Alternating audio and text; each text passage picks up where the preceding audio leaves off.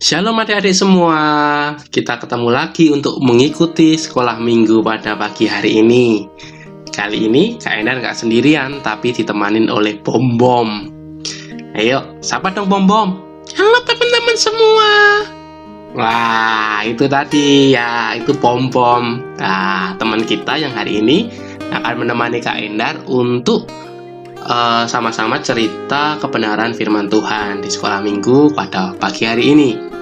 Nah, adik-adik masih ingat cerita firman Tuhan minggu lalu nggak ya? Ayo ceritanya? Ayo, masih ingat nggak? Ceritanya tentang Salomo membangun bait Allah, Kak. Iya, betul sekali Bom Bom. Berarti Bom Bom dengar firman Tuhan minggu lalu ya? Wah. Nah, adik-adik, untuk mendasari firman Tuhan kali ini, adik-adik bisa membaca di 1 Raja-Raja pasal 11 ayat 26 hingga 43. Sekali lagi, 1 Raja-Raja 11 ayat 26 hingga 43. Bom dibuka ya? Iya, Kak. Nah, hari ini Kak Endar mau cerita mengenai kisah Rehabeam. Ya, ingat-ingat ya, namanya Rehabeam. Rehabeam ini adalah anak Salomo. Rehabeam ini adalah raja yang menggantikan Salomo. Nah, adik-adik masih ingat ya kisahnya Salomo? Salomo itu terkenal oleh dunia karena kebijaksanaannya. Namun ternyata di masa tuanya, ia tidak lagi menyembah Tuhan, namun justru menyembah berhala. Hal lain yang dilakukan oleh Salomo, ia juga memungut pajak yang tinggi kepada rakyatnya. Pasti itu sangat membebankan orang Israel ya, Kak? Iya, betul sekali Bom Bom. Nah, setelah Salomo meninggal, tentunya Rehabeam menggantikan ayahnya menjadi raja Israel. Banyak rakyat yang senang dan punya harapan karena Rehabeam bisa menjadi raja, dan mereka mengira bahwa keadaan mereka akan menjadi lebih baik. Semua rakyat menemui Rehabeam dan meminta agar Rehabeam dapat meringankan pekerjaan mereka dan mengurangi pajak yang dibebankan kepada mereka. Nah, mereka juga berjanji kepada Rehabeam untuk bisa mengabdi dengan setia seandainya Rehabeam mau mengabulkan apa yang menjadi keinginan mereka. Kalau menurut adik-adik bagaimana? Pasti dikabulkan oleh Rehabeam ya, Kak ya? Wah, itu menurut Bom Bom, tapi kita mau lihat. Nah, Rehabeam bingung untuk memutuskan karena dia baru saja menjadi raja. Nah, jadi dia meminta 3 hari untuk memutuskan perkara ini. Rehabeam memutuskan untuk mencari pertolongan dengan meminta nasihat kepada tua-tua atau penasehat kerajaan. Para tua-tua itu berkata, "Engkau lebih baik mengabulkan permintaan mereka supaya mereka mengabdi kepada raja selamanya." Nah, namun ternyata Rehabeam tidak percaya dengan nasihat tua-tua itu.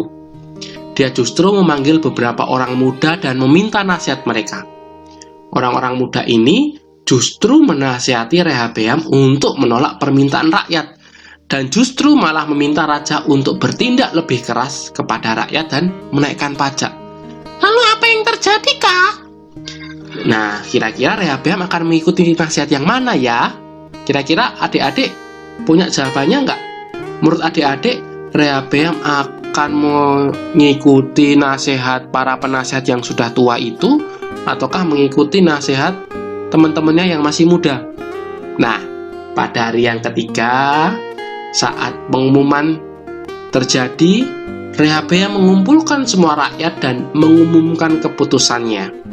Nah, Rehabeam berkata, "Dengarlah hai rakyatku, ayahku membuat kalian bekerja keras, tetapi itu belum apa-apa. Sekarang tanggungan kalian akan lebih berat dibandingkan sebelumnya. Jangan harapkan keadaan menjadi lebih mudah." Wah, itulah keputusan Rehabeam. Jadi Rehabeam memutuskan untuk mengikuti nasihat orang muda tadi. Rakyat yang mendengar itu menjadi sangat marah sehingga menolak Rehabeam menjadi raja mereka. Sejak saat itulah akhirnya Israel terpecah menjadi 2, yaitu Israel Utara yang terdiri dari 10 suku, orang-orang yang tidak menyukai Rehabeam, dan juga Israel Selatan yang hanya tersisa 2 suku. Nah, adik-adik, dari kisah ini, apa yang kalian pelajari? Apa yang kamu pelajari, Pom? Aku belajar agar jadi anak yang menuruti nasihat yang sesuai dengan kebenaran firman Tuhan, Kak. Iya, betul sekali. Rehabeam tidak mau menuruti nasihat tua-tua yang seturut dengan kebenaran firman Tuhan. Namun justru menuruti nasihat orang-orang muda yang tidak sesuai dengan kebenaran firman Tuhan. Kita sebagai anak juga harus belajar menuruti nasihat orang lain yang sesuai dengan kebenaran firman Tuhan. Hari ini, kalian punya orang tua yang Tuhan percayakan kalian kepada mereka. Nah, mereka punya tanggung jawab untuk memberikan nasihat. Kalau orang tua kalian memberikan nasihat, taatilah kalau itu seturut dengan kebenaran firman Tuhan. Kalau itu benar menurut firman Tuhan, kalian harus ikuti. Jangan justru mengikuti orang lain, atau bahkan mungkin teman kalian yang tidak sesuai. Contohnya, kalau teman kalian ngajak melakukan sesuatu yang nggak benar, jangan ikutin. Kalau teman kalian menyuruh kalian untuk nggak usah dengerin orang tua, nggak usah ke gereja, nggak usah baca firman, nah, adik-adik jangan ngikuti mereka. Nah, oleh karena itu, mari kita belajar pada pagi hari ini untuk dengar-dengaran, nuruti nasihat orang lain yang seturut dengan kebenaran firman Tuhan. Nah, ayat hafalan kita pada pagi hari ini terambil dari Amsal pasal 1 ayat 7. Amsal pasal 1 ayat 7, beginilah bunyi firman Tuhan. Takut akan Tuhan adalah permulaan pengetahuan, tetapi orang bodoh menghina hikmat dan didikan.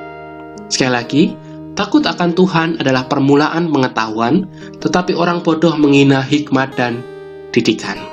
Nah, demikian firman Tuhan yang bisa Kak Endar bagikan untuk kita semua. Semoga hari ini kita bisa tetap semangat menjalani hari ini, tetap mau belajar kebenaran firman Tuhan setiap hari, dan semakin hari kita semakin bertumbuh di dalam Tuhan dan menjadi serupa seperti Kristus. Oke, sampai jumpa di pertemuan berikutnya. Shalom, dadah. Dadah.